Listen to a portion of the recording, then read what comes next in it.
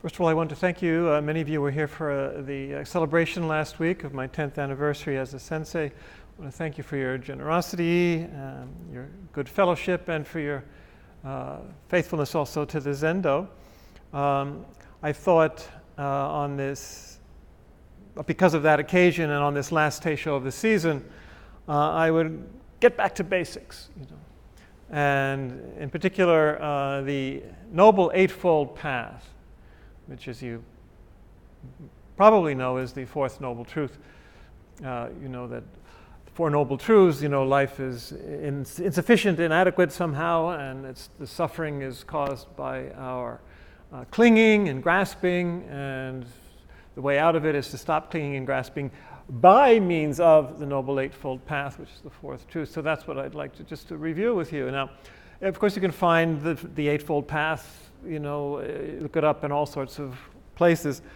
Believe it or not, the best that I've found, the best presentation of it is actually not by a Buddhist at all directly, but by Huston Smith in his book on world religions, on his section on Buddhism. He's very good, as you know, on all the religions, and I have conferences on this whole book, online that I gave in my parish during Lent a couple of years ago.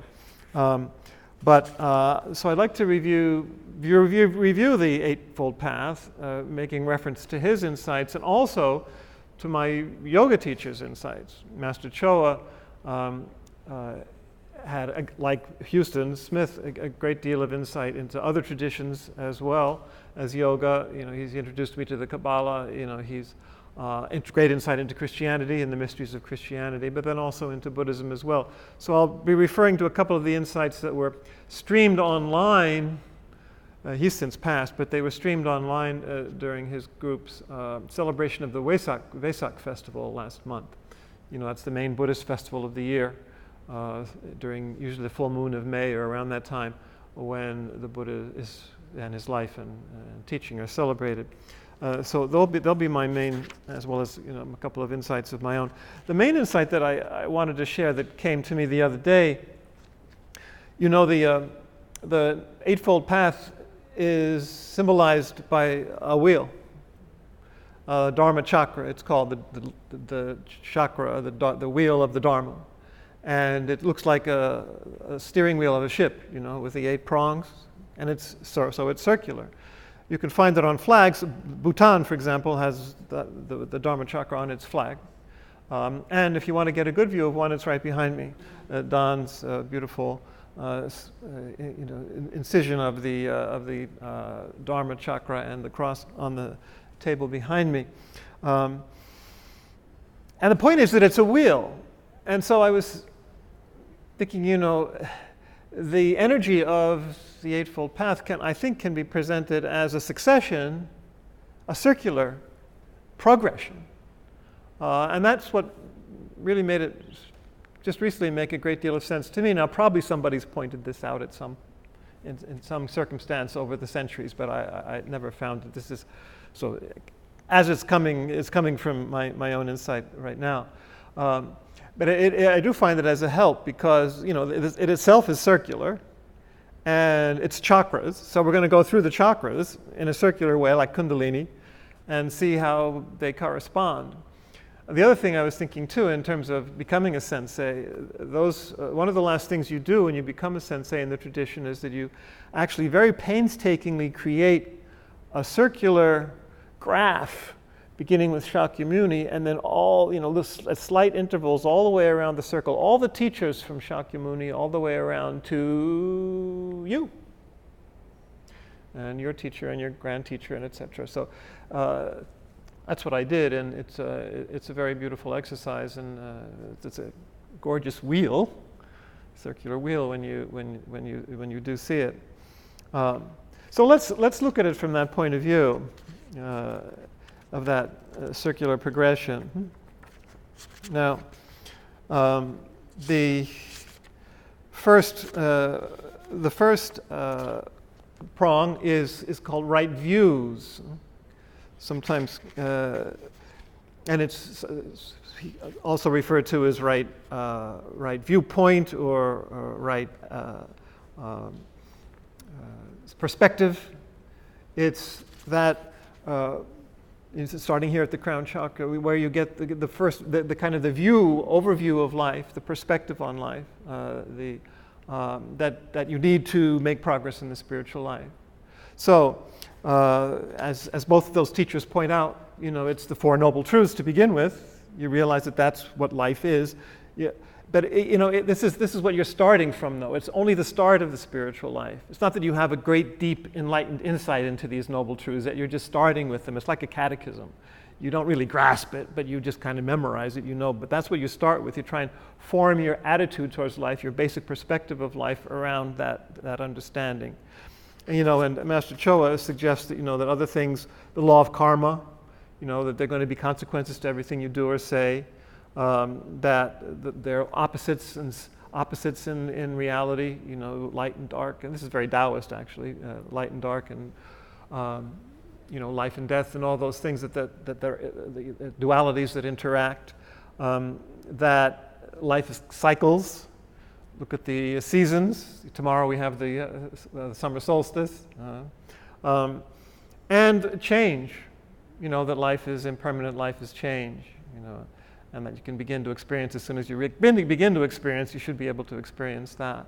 So I would add, the other Buddhist insights, dukkha, suffering, anicca, that nothing is stable, but anatta, that there's no self that's separate. Nothing has a substantial existence.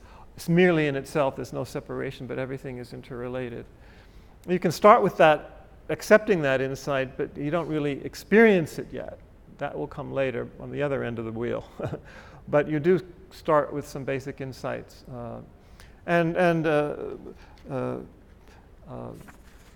friend Houston points out, there's nothing wrong with, reason here, that having, a conceptual approach as you start out. You can base it's an intellectual orientation, as he calls it, which is, legitimate. Now, when you get down to the ajna and you get down to the actual starting of the mental energy, this is the level of mental energy. It's sometimes called right intention. Sometimes it's called the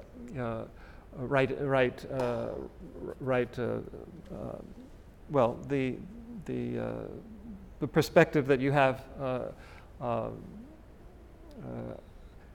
As you're directing your mental energy.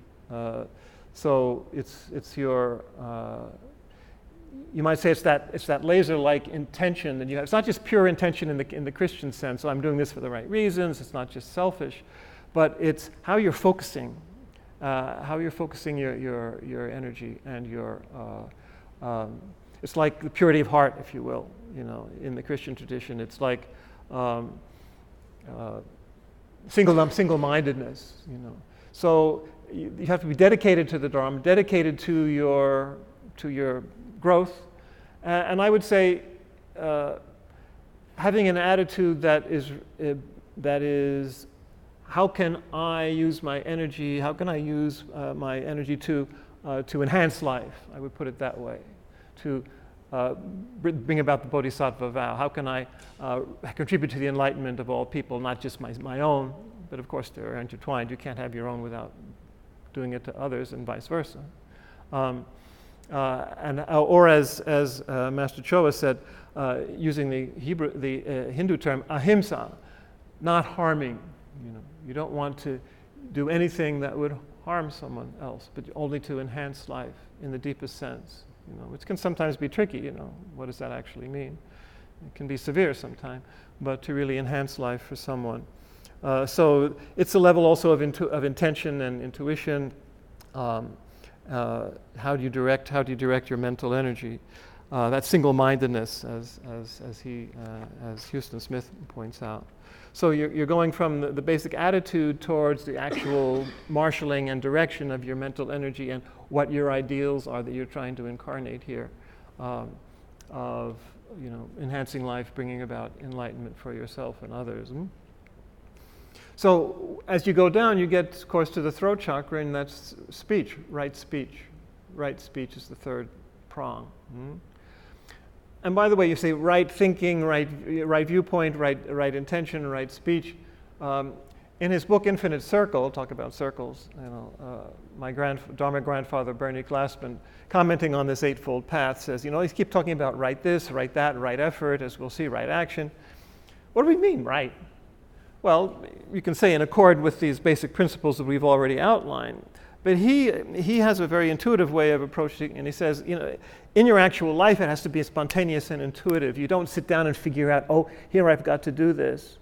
It's much more spontaneous and organic than that, so that it comes from the one body, as he says it. When you realize your oneness with everything, the right thing to do or speak or feel or say in any situation, it comes right out of the situation itself. So you can't predict it. So it's not right following some catalog of what's supposed to be right in some moral textbook. In other words, he says it's like having no views, no preconceived views, no actions, no speech, a priori, but only from the spontaneity of life itself. And that's very, very Zen, very Zen approach to the whole thing. Otherwise, you're staying in your head, and you're not actually, living. So right speech. There's some good things here. Houston Smith says, "Let it be true," and that's not as easy as you think. We're not talking about lying yet. That's the next prong, as we'll see. But is it basically true? Is it true to who you are and what other people are? So you have to already be going making progress in the spiritual life to be able to be true. How many of us are actually true to ourselves and true to what we really are and what we're really called to be, which is the same thing, what we really are.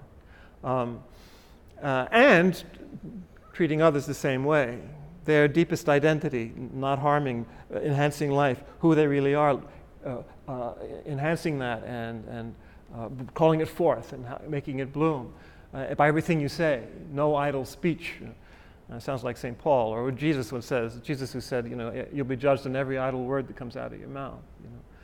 Speech should be, or as Master Choa put it, let it be uplifting, let it be gentle. Right. No harsh, angry words. That's just one of the poisons, anger. Gentle and not useless. So everything should be edifying, should be for building up of yourself and others. Everything you say. True in that sense, and of course, at the same time, as Houston says, charitable. So chatter, gossip, slander, abuse, all that stuff, of course, is excluded here. So, are you really enhancing life as it comes, down into your words, right speech, and then coming to the heart and the solar plexus too down here? It's right action. Fourth prong is right action, and both the teachers point out this is where you get the precepts. The Buddhist precepts, and the first five are very much like the Ten Commandments. You get do not kill, do not steal, do not lie. There's a lie. Do not be unchaste. That has to be figured out, in your own situation and your own spontaneity. And of course, the fifth one that's very famous is do not drink alcohol. Now, many Buddhists today, practitioners, take that to mean moderation, like me and others. But of course, people have their own. Some people have a problem with alcohol, so they have to be very careful. But Houston has a good story here, which I think is true. It's reported that an early Russian czar, faced with the decision as to whether to choose Christianity, Islam, or Buddhism for his people, rejected the latter two, Islam and Buddhism, because it included this fifth proscription about alcohol. Interesting. True or false? Well, we want to be true, right? And then, of course, it took back the Ten Commandments. You may be familiar with the following ones, the precepts in Buddhism. Not talking about others' errors and faults. That's part of that charitable speech we were talking about a minute ago. Not elevating oneself or blaming others. Backbiting and self-aggrandizement and all that stuff we see all over the place, especially in politics. Not being stingy, not being angry. Things are not what they should be. That's just the second noble truth there. And the third truth. And not speaking ill of the three treasures, the Buddha, the Dharma, and the Sangha. And as this particular page points out, when the self drops off, the precepts live themselves naturally. That's the spontaneity that Bernie Glassman was talking about a minute ago. So that's the level of right action. And when you finally get down into the hara, and this is, we don't go down all the chakras here, it's apparently. We stop where the Zen seems to have its spiritual focus. The incarnation of spiritual energy reaches its, real center here in the hara, the navel chakra. They're 2 inches below the navel chakra, the secondary navel chakra. So that's where you really become incarnate. The spiritual becomes incarnate, and that's right livelihood. Right. So how do you actually make your living in this world? How are you incarnate in this world in terms of your career and in terms of your how you make your money, your livelihood? Apparently, the Buddha, he says, pointed out certain things that are not in keeping with the spiritual practice, like a slave trade.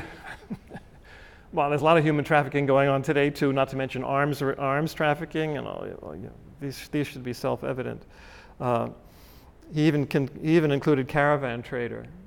The Buddha did, so I'm not quite sure why. Maybe there was a lot of cheating going on with that too, and who knows what else. But we always have to ask ourselves, well, what I am doing enhancing my life and enhancing the life of others? Is it serving the world? Is it constructive? Or people who have investments, religious orders are examining their portfolios, and we want to get out of this or that company because it's not serving the good of the world.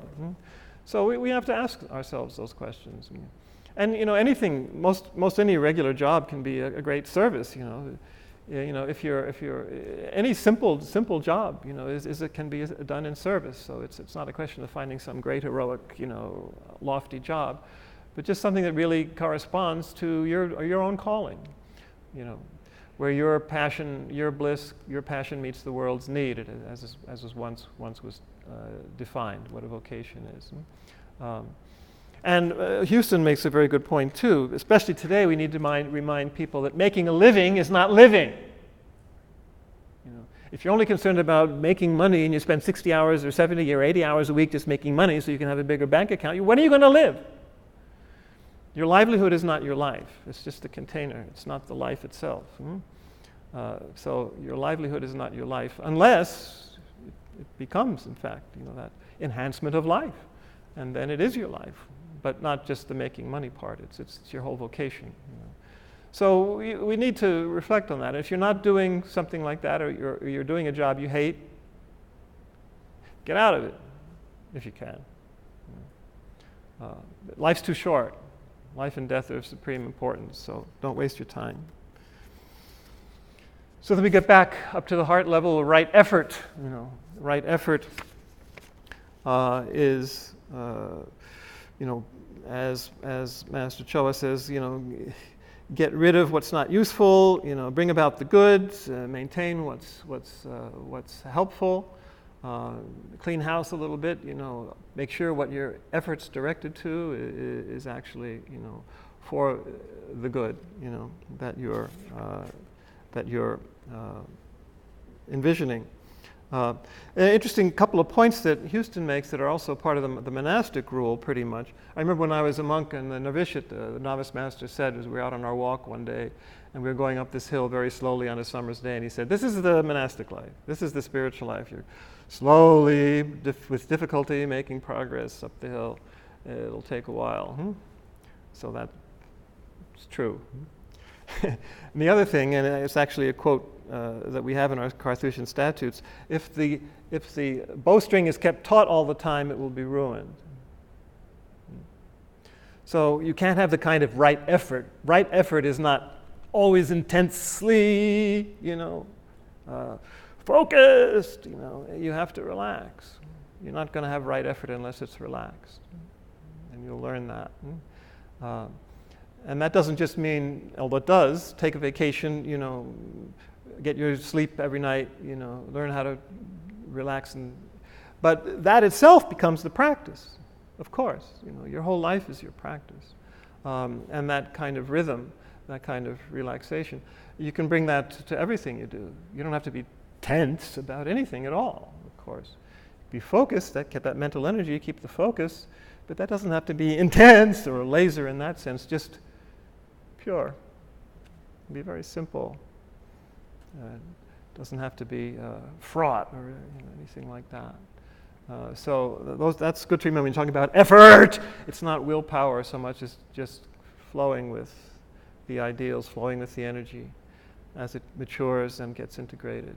It's spontaneous and joyous. More and more the right effort becomes effortless. Effort becomes effortless if it's right effort.